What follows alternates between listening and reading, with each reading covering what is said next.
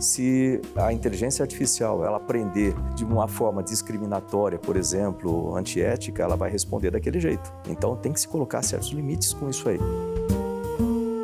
Mas é possível isso, senador? Você não pode utilizar a inteligência artificial de forma que você possa ferir tanto fisicamente quanto emocionalmente ou quanto juridicamente uma pessoa. Isso é possível de ser feito.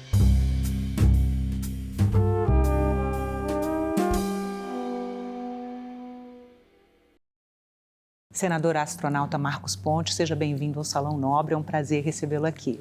Prazer é meu, obrigado pelo convite, eu tenho certeza que o assunto vai ser muito interessante. Senador, o senhor é vice-presidente da comissão temporária que vai regulamentar o uso da inteligência artificial no Brasil. O que o senhor prevê para esse trabalho? Bom, essa é uma discussão, primeiro, extremamente importante para o país, do ponto de vista de utilização de inteligência artificial, mas também para o desenvolvimento de tecnologias e empresas que utilizam e desenvolvem a inteligência artificial. Então, essas discussões, elas precisam basear, nos dar um embasamento para que essa lei ela não seja restritiva o suficiente para barrar o desenvolvimento no país, mas que seja flexível o suficiente, né, e suficientemente encaixada para proteger os interesses da população em termos de privacidade, ética e etc. Então, vai ser muito interessante ver essas discussões. Eu propus uma série de discussões com audiências públicas para que nós possamos ouvir o setor de tecnologia, as aplicações, as implicações das aplicações e, logicamente, o invólucro jurídico para que tudo isso seja feito da forma correta. Senador, antes da entrevista começar, a gente estava conversando sobre o histórico, da inteligência artificial no mundo. Eu queria que o senhor repetisse para a gente o que o senhor estava conversando comigo antes. É possível? Sem dúvida. O conceito de inteligência artificial ele é bastante antigo, embora as discussões sejam novas agora, mas o conceito vem de muito tempo. Lembrar lá da década de 1940, quando nós tínhamos os desenvolvimentos das máquinas inicialmente tentando simular o sistema de raciocínio humano, mas não havia nem conhecimento de neurociência suficiente, nem muito menos um material adequado ou software para aquilo lá. Um dos primeiros grandes desafios foi a criptografia nazista, não foi esse? Tem inclusive um filme, Enigma, que conta essa parte, a história real do Turing, Alan Turing, lutando para quebrar a criptografia dos nazistas, da Enigma, que era a máquina que os nazistas utilizavam. Ele construiu um sistema analógico, capaz de fazer várias análises. Então, foi o começo da ideia. E decifrava as mensagens durante a Segunda Guerra. Decifrava essas mensagens. Agora, aquele era o começo. E aí, a partir daí, nós tivemos, então, desenvolvimento de materiais, não tinha ainda o suficiente para tentar simular um cérebro. Até hoje, nós sofremos com essa parte de hardware. Então, o sentido foi para o software, quando apareceu o desenvolvimento dos computadores. Então, aos poucos, os algoritmos foram se aperfeiçoando até chegar em algoritmos de procura, de busca, mais rápidos. O desenvolvimento de redes neurais, depois machine learning, deep learning, em que esses sistemas se tornaram cada vez mais rápidos, mas sempre esbarrava. Tem um certo momento, você está desenvolvendo o software, então chega um momento que você esbarra no hardware. Aí você tem supercomputadores, ok, livrou aquela restrição, continua o desenvolvimento desses algoritmos. Hoje em dia, o futuro dessa parte, pensando em software, em aplicação em máquina, nós temos a computação quântica chegando, que certamente vai multiplicar por fatores bastante altos aí a capacidade computacional dos supercomputadores agora. E também, em paralelo, agora sim, nós temos desenvolvimentos de novos hardwares, de hardware voltados especificamente para a inteligência artificial, como computação em tensores ou vetores, também agora o que eles chamam de neuromorphic design, que é basicamente você simular um cérebro de um chip, de um substrato como silício, etc., com a utilização de... Eles chamam de main restores, que seriam a representação dos nossos neurônios conectados de forma aleatória dentro daquele substrato. Por enquanto ainda, capacidade muito limitada, mas já começa a ter um desenvolvimento aí de hardware que talvez revolucione, né, a parte de inteligência artificial no futuro próximo, para que a gente chegue no que é chamado um ponto de inflexão, aí vamos chamar assim, da mudança disso aí, com o desenvolvimento de inteligência artificial geral, né, onde basicamente você tem como se fosse um cérebro humano com uma capacidade de aprendizado bastante intensa ou bastante grande, que pode responder a qualquer tipo de pergunta e pode substituir. Aí é onde vem o medo de toda a sociedade, de como uma máquina com essa capacidade pode interferir no nosso dia a dia e até colocar a nossa privacidade ou colocar as partes de decisões importantes para os seres humanos em risco, né? É para aí que entra a legislação.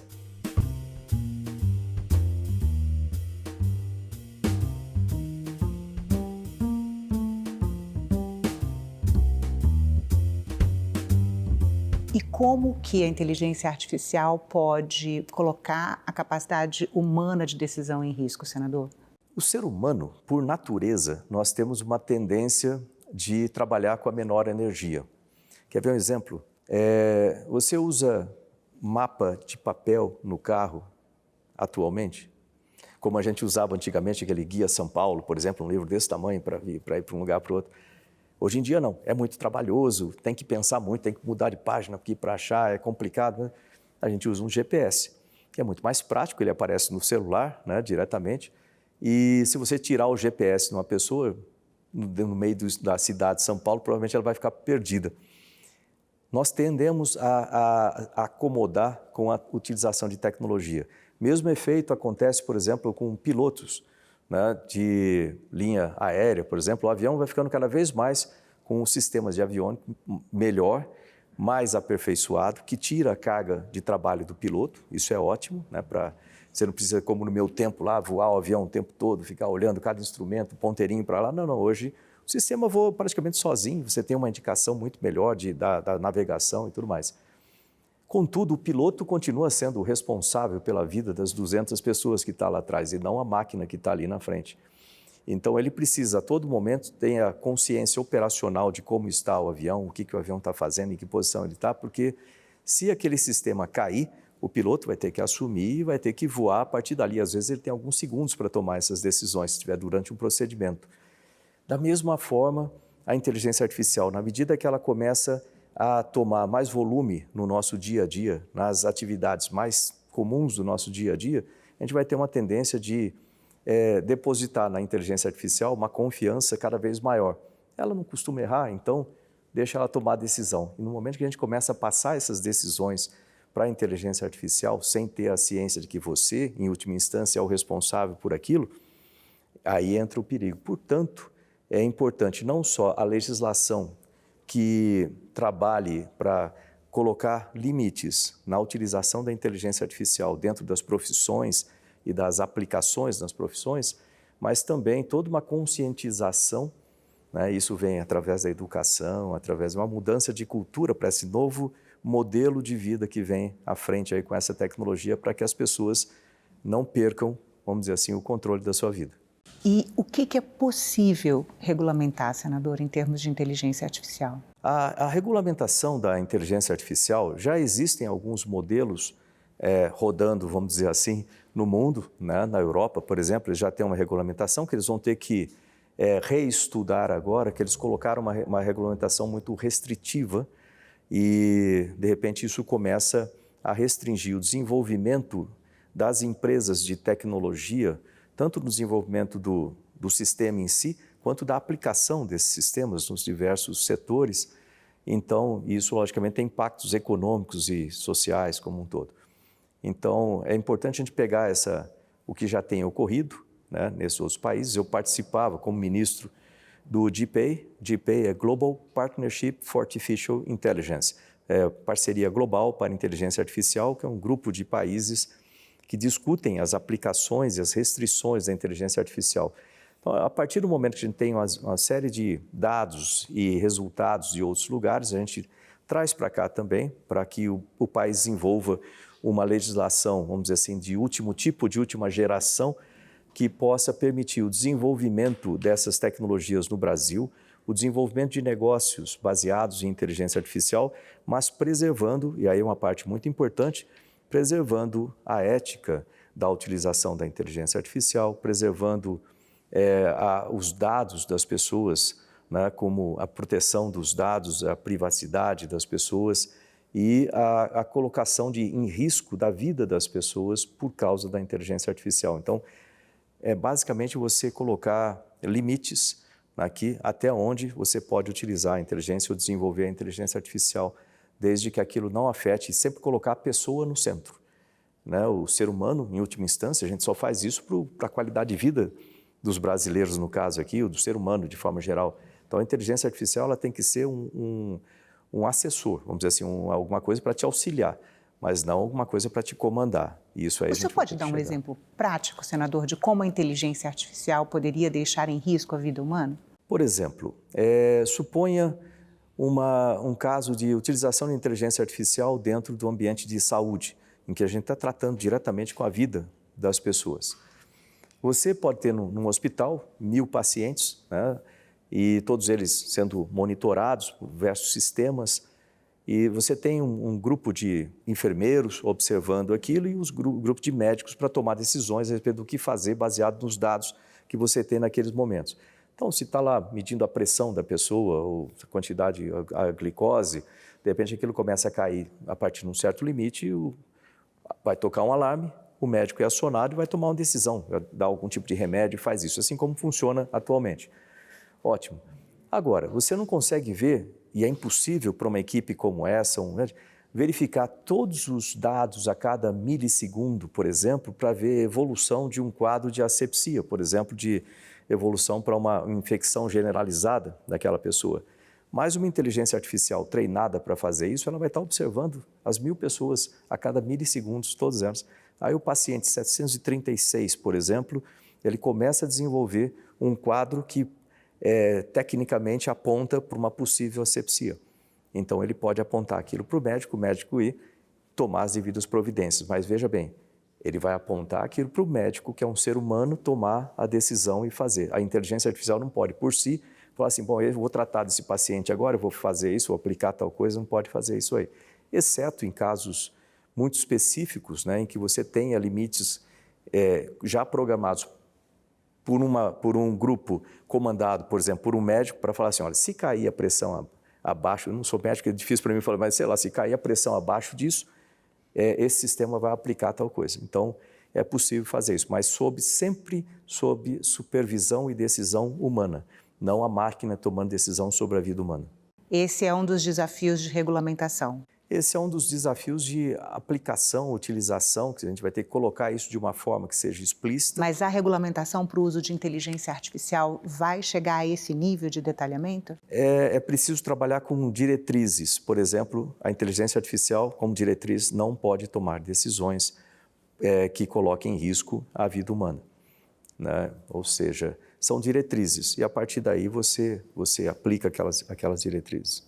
Senador, o senhor citou a legislação europeia como exemplo de legislação que seria restritiva. O senhor podia dar exemplo de em que medida uma legislação pode restringir o desenvolvimento da inteligência artificial? Se você for esmiuçar demais a legislação, né, em que você vai tratar, por exemplo, onde pode ser desenvolvido um sistema que seja capaz de trabalhar acima de um certo número de análises de dados por segundo, por exemplo, está restringindo demais aquilo lá. E certamente qualquer legislação que você fizer que é muito restritiva, considerando o aumento natural, exponencial da evolução da tecnologia, lei de Moore, isso aí, no dia seguinte que você lançar isso aí, ela já vai estar desatualizada, você vai começar a trabalhar para atualizar isso de novo. Então, por isso, de novo, que uma legislação desse modo, ela tem que ser baseada em princípios ou diretrizes, de forma que você não restrinja, mas deixe os limites claros, né? E o meio tem que ser estudado por princípios ou diretrizes. Senadora, a comissão é uma comissão temporária, né, que vai estudar as possibilidades de uso e regulamentação da inteligência artificial. O senhor já propôs algumas audiências públicas. O senhor pode dizer para a gente, mais ou menos assim, o que o senhor imagina de diretriz, quem que o senhor pretende ouvir? Sim, a sequência, ela deve ter a seguinte ideia, né? Nós temos como base um texto construído por juristas, ou seja, um texto jurídico, né? Que já se debruçou numa comissão anterior Isso, que foi uma comissão encomendada no ano passado, trabalharam em cima disso, então tem um texto sobre a inteligência artificial jurídico sobre isso aí, que também se baseia, né, nos princípios da OCDE, nos princípios utilizados na Europa e assim por diante. Então, vai ter um texto básico. Agora, é importante ouvir, esse texto ele causa ainda muita insegurança com vários setores de desenvolvimento de tecnologia no Brasil e também de empresas que utilizam tecnologia no Brasil. Portanto, a sequência que nós devemos seguir é basicamente a sequência que eu propus também na Comissão de Ciência e Tecnologia, da onde originou essa nova comissão temporária, que tem 120 dias para trabalhar o assunto, em que nós dividimos isso em 4 perspectivas, para você olhar através de 4 perspectivas o tema inteligência artificial. A primeira delas é a perspectiva da tecnologia. Nessa perspectiva de tecnologia, nós devemos ter uma ou mais audiências públicas tratando do tema, convidando empresas que desenvolvem tecnologia, centros de pesquisas que trabalham com pesquisas voltadas para o desenvolvimento de inteligência artificial e assim por diante. Nesse foco é para ver, né, como que a inteligência artificial está sendo desenvolvida, qual é o futuro do desenvolvimento da inteligência artificial em termos de ciência e tecnologia, então as inovações que vão surgir nesse campo, e como que ela também é utilizada dentro do campo. E aí a gente já entra na segunda perspectiva, que é a perspectiva de aplicação.